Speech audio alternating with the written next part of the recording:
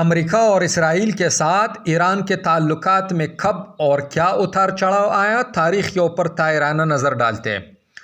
کیا واقعی ایران پس پردہ اسرائیل اور امریکہ سے ملا ہوا ہے؟ اسرائیل کے اوپر حالیہ ایرانی حملے کی حقیقت اور وہ باتیں جو بعض لوگوں کی نظر میں ایران کو مشکوک بناتی ہیں۔ دوستو، ایران جس کا پرانا نام فارس تھا، اس کی شمالی سرحدیں آرمینیا، آذربائیجان اور ترکمانستان سے ملتی ہے۔ اس کے مشرق میں پاکستان اور افغانستان، جبکہ مغرب میں ترکی اور عراق واقع ہے۔ ایرانی ریاست 16,48,195 مربع کلومیٹر پر پھیلی ہوئی ہے۔ اس کی کل آبادی تقریباً 90 ملین ہے اور آبادی کے لحاظ سے ایران دنیا کا 17واں بڑا ملک ہے۔ 1979 کو ایران کے مغرب نواز رہنما محمد رضا شاہ، جو اسرائیل کا اتحادی تھا، اسلامی انقلاب کے ذریعے ہٹایا گیا۔ وہ انقلاب جس کو خود خمینی لیڈ کر رہا تھا۔ تب سے ایران، امریکہ اور اس کے اتحادی اسرائیل کے درمیان کشمکش جاری ہے۔ انقلاب کے محض 3 سال بعد ہی اسرائیل نے جب لبنان پر حملہ کیا تو ایران کے پاسداران انقلاب نے لبنان کے اہل تشیع مسلمانوں کے ساتھ مل کر حزب اللہ کی بنیاد رکھی، جس کا سربراہ حسن نصر اللہ ہے، اور اگلے سال 1983 ہی کو حزب اللہ نے لبنان سے مغربی اور اسرائیلی فورسز کو نکالنے کے لیے خودکش حملوں کا آغاز کیا، جس کے نتیجے میں اسرائیل کو لبنان کے زیادہ تر حصے سے بھاگنا پڑا۔ 1994 کو جنوبی امریکہ کے ملک ارجنٹائن کے دارالحکومت اور ایک یہودی سینٹر میں ہونے والے دھماکوں کا الزام بھی حزب اللہ اور اس کے حامی ملک ایران پر لگایا گیا، جس میں درجنوں افراد ہلاک ہوئے تھے۔ 2002 میں اسرائیل اور امریکہ نے ایران پر خفیہ طور یورینیم افزودہ کرنے کے پروگرام کو شروع کرنے کا الزام لگاتے ہوئے ایران کے اوپر سخت اقتصادی پابندیاں لگا دی، تاکہ ایران کو جوہری ہتھیار بنانے سے دستبردار ہونے پر مجبور کیا جا سکے۔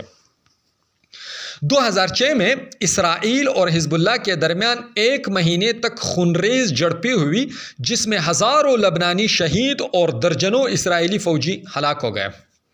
2010 میں امریکہ اور اسرائیل کا تیار کردہ کمپیوٹر وائرس ایران کی یورینیم افزودگی کو نشانہ بنانے کے لیے استعمال کیا گیا۔ 2012 کو امریکہ نے ایران کے جوہری سائنسدان مصطفیٰ احمد روشن کو تہران میں بم سے اڑا دیا۔ 2022 میں امریکہ نے بغداد میں پاسداران انقلاب کے بیرونی ملک کمانڈر جنرل قاسم سلیمانی کو ہلاک کر دیا، جس کے جواب میں ایران نے عراق میں امریکی اڈوں پر حملے کیے۔ 2021 میں محسن فخرزادہ کو اسرائیلی انٹیلیجنس نے مار دیا، جو ایرانی جوہری ہتھیار کا ماسٹر مائنڈ سمجھا جاتا تھا۔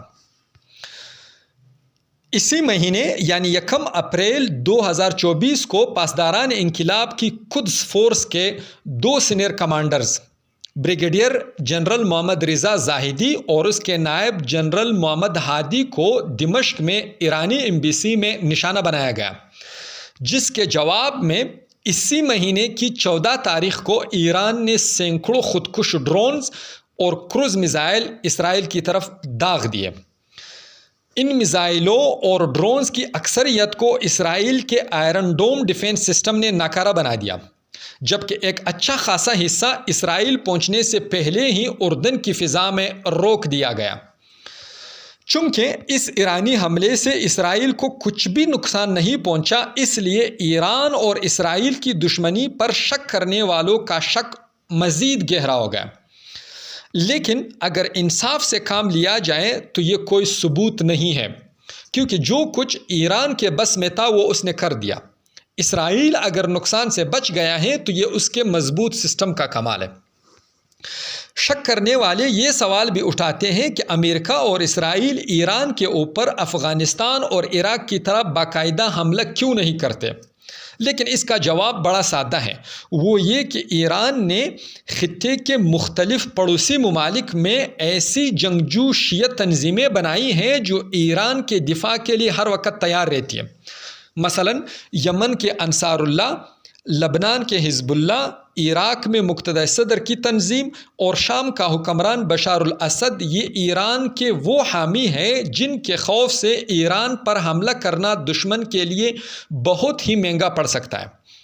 اگر ایک طرف بعض چیزیں ایران کے متعلق شک میں ڈالنے والی ہیں تو دوسری طرف بہت ساری چیزیں ایسی بھی ہیں جو یقین دلانے والی ہیں۔ اسرائیل کے اوپر ایرانی حملہ اگر ڈرامہ ہے تو حال ہی میں ایرانی جنرل محمد رضا زاہدی کا قتل کیا ہے؟ اگر امریکہ اور ایران کی دشمنی جھوٹی ہیں تو ایران پر عائد پابندیاں کیا ہیں جس کی وجہ سے ایران کی کرنسی دنیا کی کمزور ترین کرنسی بن گئی ہے؟